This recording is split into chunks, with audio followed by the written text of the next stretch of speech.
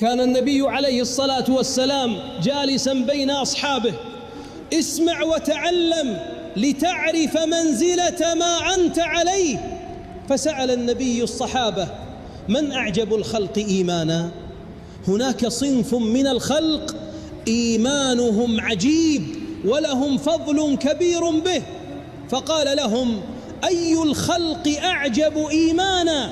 فقال الصحابة: هم الملائكة يا رسول الله، هم أعجبنا وأكثرنا إيمانا.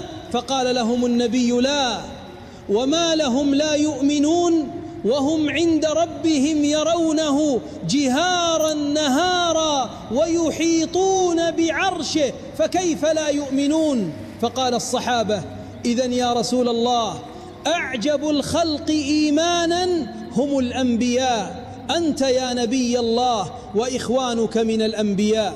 فقال لهم النبي عليه الصلاة والسلام: لا، ليس هم الأنبياء، وكيف لا نؤمن؟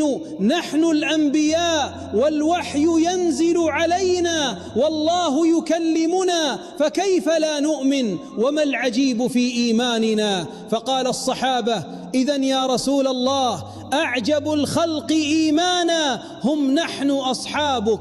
فقال نبي الله: لا، وما لكم لا تؤمنون وأنا بين ظهرانيكم وأنا معكم ترونني وترون معجزاتي. فقال الصحابة: فمن أعجب الخلق إيمانا يا نبي الله؟ فقال عليه الصلاة والسلام: أعجب الناس إيمانا هم أناس يأتون من بعدي فيجدون كتابا أو صحفا فيها من الوحي فيؤمنون بذلك الكتاب، وعزة الله وجلاله لهم أعجب الخلق إيمانا، وكيف لا وهم آمنوا بي ولم يروني، هؤلاء هم أحبابي. سماك رسول الله أنك حبيبه، فهل تحب رسول الله كما يحبك؟